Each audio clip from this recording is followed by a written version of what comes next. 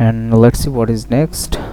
তারপরে বলা হয়েছে the disaster will further stretch the resources of the water nation's Taliban administration, already grappling with crises ranging from a sharp drop in foreign aid to deportation of hundreds of thousands of Afghans by neighboring countries. এখানে বলা হচ্ছে disaster অর্থাৎ বিপর্যয় will further stretch যে আরও বেশি ব্যয় করতে বাধ্য করবে, বিপর্যয় আরও বেশি ব্যয় করতে বাধ্য করবে দ্য রিসোর্সেস সম্পদ, কার সম্পদ, যে ওয়ার টর্ন মানে হলো যুদ্ধ বিধ্বস্ত, নেশন মানে হলো জাতি, কিন্তু এখানে জাতি বললে মিলবে না, এখানে বলতে হবে দেশ। তাহলে যুদ্ধ বিধ্বস্ত দেশ, নেশনস, যুদ্ধ বিধ্বস্ত দেশটির তালিবান প্রশাসন, তালিবান তাহলে যুদ্ধ বিধ্বস্ত দেশটির তালিবান প্রশাসনের সম্পদগুলো। তো এখানে এত বড় একটি পসেসিভ হয়েছে যে যুদ্ধ বিধ্বস্ত দেশটির তালিবান প্রশাসনের সম্পদগুলো ব্যয় করতে আরও বাধ্য করবে এই বিপর্যয়টি আরও সম্পদ ব্যয় করতে বাধ্য করবে, যুদ্ধ বিধ্বস্ত দেশটির তালিবান প্রশাসনের আরও সম্পদ ব্যয় করতে বাধ্য করবে। তো এখানে ব্যয় করতে বাধ্য করবে, আমরা এর অর্থ কিভাবে বললাম, তো সেটা আমরা একটু দেখি যে স্ট্রেচ এর অর্থ কি। আমরা এর জন্য দেখব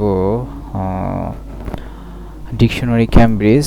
সো ডিকশনারি ক্যামব্রিজ এখানে বলা হয়েছে if something is stretches money or other resources, যদি কোনো কিছু, অর্থাৎ এখানে কোনো কিছু এখানে পুরোপুরি এখানে আমাদের শব্দের সাথে মিলে যাচ্ছে, অর্থাৎ ডিজাস্টার এখানে সাবজেক্ট হচ্ছে, তো ডিজাস্টার ব্যয় করতে বাধ্য করছে।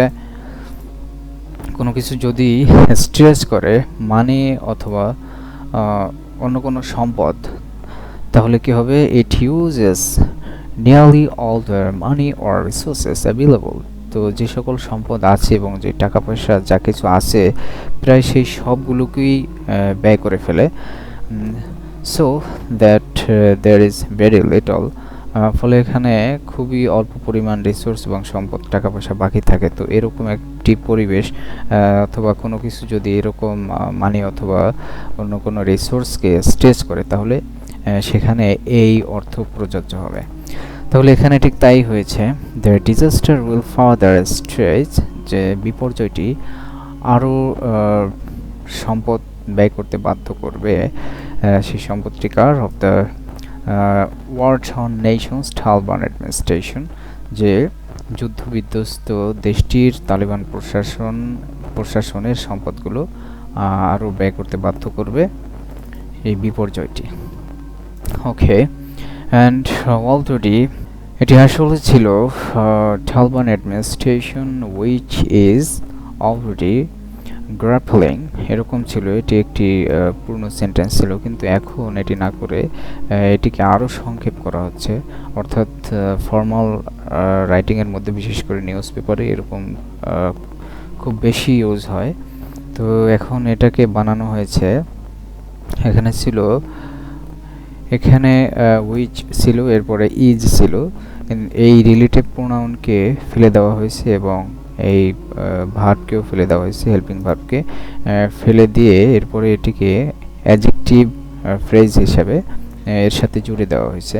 এটি হলো প্রেজেন্ট পার্টিসিপল অ্যাডজেক্টিভ ফ্রেজ, এখান থেকে একেবারে এই পর্যন্ত অ্যাডজেক্টিভ হচ্ছে, অর্থাৎ তালিবান প্রশাসন যেটি ইতিমধ্যেই সংকটটি রেইজিং, যেটি বিস্তৃত থেকে from a sharp drop in foreign, drop মানে হলো পড়ে যাওয়া, তো এখানে হলো হ্রাস অর্থ হবে, আর শার্প মানে খুবই তীব্র, তাহলে যেটি ইতিমধ্যেই সংগ্রাম করে যাচ্ছে সংকটের সাথে, অর্থাৎ সংকট মোকাবেলায় সংগ্রাম করে যাচ্ছে, যেই সংকট, এটি আবার এখান থেকে অ্যাডজেক্টিভ হচ্ছে, অ্যাডজেক্টিভ ফ্রেজ হচ্ছে যেটা মডিফাই করছে প্রেজেন্ট পার্টিসিপল অ্যাডজেক্টিভ হিসেবে ক্রাইসিসকে। ওকে, তাহলে এই প্রেজেন্ট পার্টিসিপল ফ্রেজের মধ্যে অ্যাডজেক্টিভ ফ্রেজের মধ্যে আরও একটি অ্যাডজেক্টিভ ফ্রেজ যুক্ত হচ্ছে যেটি মডিফাই করছে ক্রাইসিসকে। তাহলে ক্রাইসিস যেটি বিস্তৃত, এমন ক্রাইসিস যেটি বিস্তৃত from a sharp drop in foreign aid এটিও নাউনকে মডিফাই করছে, অর্থাৎ বিদেশি সাহায্য যেটি বিদেশি সাহায্যে তীব্র পতন থেকে শুরু করে, যেটি বিস্তৃত বিদেশি সাহায্যে পতন থেকে শুরু করে টু ডিপোর্টেশন। সো ডিপোর্টেশন অর্থ হলো নির্বাসন, অর্থাৎ কোনো দেশ থেকে তাড়িয়ে দেওয়া। কেন ডিপোর্টেশন এর অর্থ কি আমরা সেটি দেখব। এখানে ক্যামব্রিজ ডিকশনারিতে বলা হয়েছে ডিপোর্টেশন আর উচ্চারণ ডিপোর্টেশন অর্থ হলো the action of forcing someone to leave a country, কোনো কাউকে দেশ ত্যাগ করতে বাধ্য করার প্রক্রিয়া। Specially someone who has no legal right, যার কোনো বৈধ অধিকার নেই টু বি, সেখানে থাকতে, to be there, or who has broken the law, অথবা যে কী করেছে নাগরিকত্বের আইন ভঙ্গ করেছে, তাকে দেশ থেকে বিতাড়িত করে দেওয়া। তো এটা হলো ডিপোর্টেশন। সো বাংলায় বলা হয় নির্বাসন। ওকে, লেটস সি। টু বিস্তৃত কোন পর্যন্ত, ডিপোর্টেশন নির্বাসন of hundreds of thousands of Afghans. এখানে হান্ড্রেডস অফ থাউজেন্ডস অফ এর অর্থ হলো যে 1 লাখ থেকে শুরু করে একেবারে মিলিয়ন পর্যন্ত। এর অর্থ হতে পারে যে লাখ লাখ, এর আমরা যেভাবে বাংলায় বলি হাজার হাজার লাখ লাখ, তো এখানেও সে অর্থ হান্ড্রেডস অফ থাউজেন্ডস মানে হলো শত হাজার, মানে লাখ লাখ। তাহলে লাখ লাখ আফগানস মানে হলো আফগান নাগরিক, লাখ লাখ আফগান নাগরিকদের নির্বাসন। কাদের মাধ্যমে নির্বাসন কারা করছে, এখানে কিন্তু যে পার্শ্ববর্তী দেশগুলো নির্বাসিত করছে বা করে, এই ধরনের একেবারে সহজভাবে কোনো কিছু বর্ণনা করে বোঝানো হয় না। সো এটাই হলো ফর্মাল নিউজ পেপার হোক অথবা কোনো কিছু আর্টিকেল হোক অথবা সায়েন্সের আর্টিকেল হোক, সেগুলো এইভাবে লেখে। এই জন্য এর সাথে অভ্যস্ত হওয়া খুবই জরুরি। যে নেইবারিং হলো প্রতিবেশী, নেইবারিং কান্ট্রিজ মানে হলো প্রতিবেশী দেশগুলো, তো মেবি পাকিস্তান বিশেষভাবে বোঝানো হচ্ছে। তাহলে প্রতিবেশী দেশগুলো দ্বারা নির্বাসন পর্যন্ত বিস্তৃত।